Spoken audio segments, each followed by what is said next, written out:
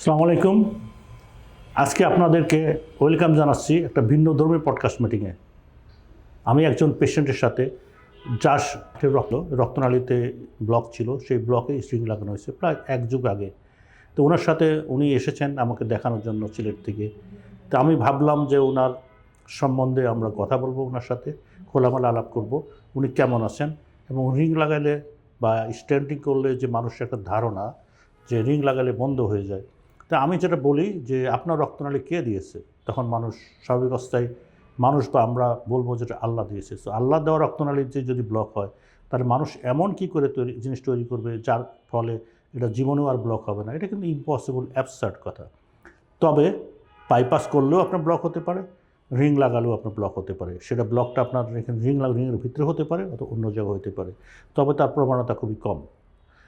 এখন ring block হবে কি না হবে সেটা নির্ভর করে কতগুলো ফ্যাক্টরের জন্য। এক নম্বর ফ্যাক্টর আমি বলতে চাই যেটা হলো কি প্রসিডিউরাল ফ্যাক্টর, অর্থাৎ যিনি রিং লাগাচ্ছেন তিনি ঠিকমতো প্রপারলি সেটিং করছে কি করছে না, দ্যাটস ইম্পর্টেন্ট। নাম্বার টু, রুগী ঠিকমতো ওষুধ খাচ্ছে কি না। নাম্বার থ্রি, ডিভাইস ফ্যাক্টর, অর্থাৎ কী ধরনের রিং আপনার শরীরে প্রতিস্থাপন করা হয়েছে সেটা নির্ভর করে।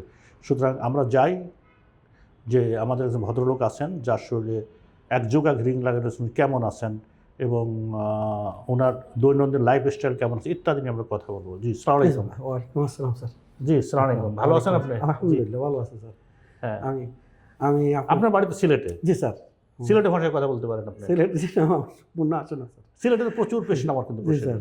এবং সিলেটের লোকজন খুব ভালো হয়, সোজা সরল হয়। জি স্যার। সিলেটে সব বেশিরভাগ লোক লন্ডনে থাকে। এখন বলেন আপনার অভিজ্ঞতাটা কি রিং লাগানোর সময় মানুষের সম্বন্ধে অ্যাসিওর করার জন্য? নট এটা মোটিভেশনাল স্পিচ, মানে মানুষকে অরিড হওয়ার কিছু নাই। বিষয়টা হলো কি যে অরিড না হয়ে বরঞ্চ যে চিকিৎসা দরকার সেটা করতে হবে। এখন আপনার এক্সপিরিয়েন্সটা আপনি বলেন। আসসালামু আলাইকুম। আমি আজকে থেকে 15 বছর আগে রিং লাগাইছিলাম আপনার কাছে।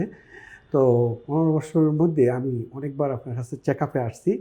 তো আমি প্রথম একটা ধাপ আমি মনে করছি যে আপনি যেভাবে বলছিলেন যে ওষুধগুলো ঠিকভাবে খাইবেন, আমি মানে ভুলও যদি কোনো সময় ওষুধ একবার না খাই, পরবর্তী যে সময় মনে হয় এই সময় আমি ওষুধগুলা খাইছি। দ্বিতীয় হতে হলো গিয়া, আমি আপনার যে নিয়ম অনুযায়ী আমার চলার জন্য বলছেন আমি অক্ষরে অক্ষরে পালন করছি। যেমন আমি সকালে ঘুম থেকে উঠছি, সকালে উঠে একটু ব্যায়াম করছি, তারপর আসছি, আসে আবার ওষুধগুলো দেখছি আমার ওষুধগুলো খাওয়া ঠিক হয়েছে কি না, ঠিক মতো ঘুমানো হয়েছে কি না। আমি প্রত্যেকটা জিনিস আমি নিয়ম মতো পালন করছি। এই জন্য আমি আজকে 15 বছর পরে আপনার কাছে আবার আসলাম সম্পূর্ণ ট্রিটমেন্ট করার জন্য, এবং কালকে আমার সম্পূর্ণ ডকুমেন্টগুলা চেক আপ করাইছি। না, থ্যাংক ইউ ভেরি মাচ আপনার প্রবলেমটা সলভ করার জন্য, এবং বলে কি এটা যে আপনি ভালো আছেন এটা উপরওয়ালার অশেষ মেহেরবানি, এবং উনি না চাইলে আমরা পারতাম না, উনি চাইছে বলেই এটা হয়েছে। আর রিং আপনি 15 বছর লাগিয়েছেন, ভালো আছেন। কালকে যেটা আমরা পরীক্ষা করলাম, পরীক্ষা করে দেখলাম যে সবগুলো ভালো আছে। আপনার হার্টের পাম্পিং 60%, নর্মাল পাম্পিংও 60% থাকে, আপনার 60% মোর দেন এনাফ। আপনার কোনো সিমটম নাই, আপনি দৈনিক কাজ করছেন, আপনি হাঁটছেন, আপনি নর্মাল অ্যাক্টিভিটি করছেন, শুধু অ্যাক্টিভিটি রেস্ট্রিকশন নাই। সো দ্যাটস এ গুড, আল্লাহ আপনাকে খুব ভালো রেখেছে। এবং এখানে আমরা যে জিনিসটা বলতে চাই ফোকাসিং করি, উনি কিন্তু রিং লাগানোর পরে রিং প্রপারলি লাগানো হয়েছে সে ব্যাপারে কোনো সন্দেহ নাই। রিং লাগানোর পরে নিয়মিত মেনে চলছেন, অর্থাৎ উনি যে আমি ওষুধগুলো প্রেসক্রাইব করছি সেই ওষুধগুলো ঠিকমতো খেয়েছে, নিয়মিত উনি হাঁটাহাঁটি করেছেন, এবং নিশ্চয়ই উনি সিগারেট খান না। অবশ্য জানি না তার ওয়াইফই বলবে সিগারেট খায় কি খায় না। যদি সিগারেট খেয়ে থাকে সিগারেট বন্ধ করতে হবে। সিগারেট খাওয়া যাবে না, সিগারেট খেলেই তো প্রবলেমটা ক্রিয়েট হয় বেশি। সিগারেট খাওয়া যাবে না, ধূমপান নিষেধ থাকতে হবে। ব্লাড প্রেশার থাকলে ব্লাডের কন্ট্রোল থাকতে হবে। ওনার ব্লাড প্রেশার আছে, ওনার কোলেস্ট্রল ছিল, কোলেস্ট্রল নিয়মিত কন্ট্রোল করছে। ওনার ডায়াবেটিস নাই, কিন্তু ওনার ডায়াবেটিসের প্রবণতা নাই, কিন্তু উনি হাঁটাহাঁটি করেন বলেই হয়তো ডায়াবেটিস এখন হয়নি। কারণ মনে রাখতে হবে বাংলাদেশে, এশিয়ান কান্ট্রিতে সবচেয়ে কিন্তু সবাই পটেনশিয়াল ডায়াবেটিস, কারণ হাঁটাহাঁটি করলে, খাদ্যাভ্যাস করলে কিন্তু আপনি ডায়াবেটিসের হাত থেকে আপনি রক্ষা পেতে পারেন। তাছাড়া কিন্তু একটা সময় গিয়ে দেখা যাচ্ছে আমাদের অনেকের ডায়াবেটিস হয়। কাজেই হার্টের যদি রক্তনালীতে ব্লক হয় অথবা হার্ট অ্যাটাক হয়, আপনাকে প্রপারলি ট্রিটমেন্ট নিতে হবে।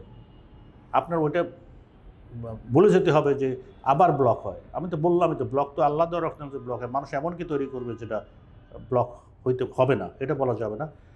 ওটা যে স্টুডেন্টে ব্লক হতে পারে, স্টুডেন্ট বাইরে ব্লক হতে পারে। ব্লক হওয়ার চান্স খুবই কম থাকে, স্ট্যান্ডের ভিতরে ব্লক হওয়ার চান্স হয়তো কম থাকে, এবং যেখানে ব্লক নাই সেই জায়গাতে ব্লক হতে পারে।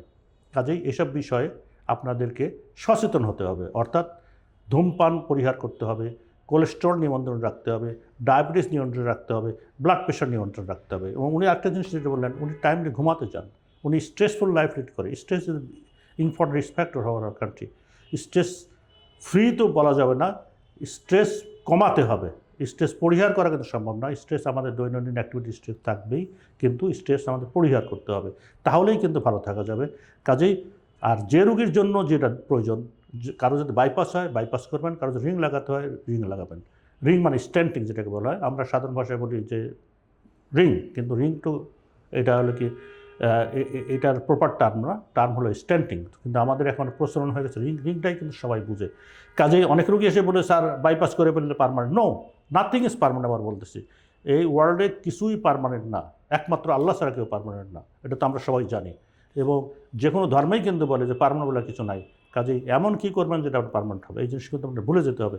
কিন্তু আবারও আপনাদের বলছি যে আপনার হার্টের রক্তনালীর ব্লক যদি হয়, আপনার হার্ট অ্যাটাক যদি হয়ে থাকে, তাহলে আপনাকে যেটা করতে হবে, আপনাকে প্রপার ট্রিটমেন্ট, প্রপার ডাক্তার এবং প্রপার ডাক্তারের কাছে গিয়ে যে সাজেশন দিতে, সেই সাজেশন, যে চিকিৎসা দরকার সেই চিকিৎসা আপনি করবেন এবং আপনি ভালো থাকবেন।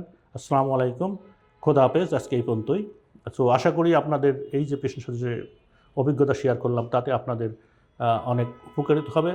আর আপনি আজকের কষ্ট করে এই আমার চেম্বারে আসার জন্য এবং আপনার এক্সপেরিয়েন্সটা শেয়ার করার জন্য আমরা আপনাকে ধন্যবাদ দিচ্ছি।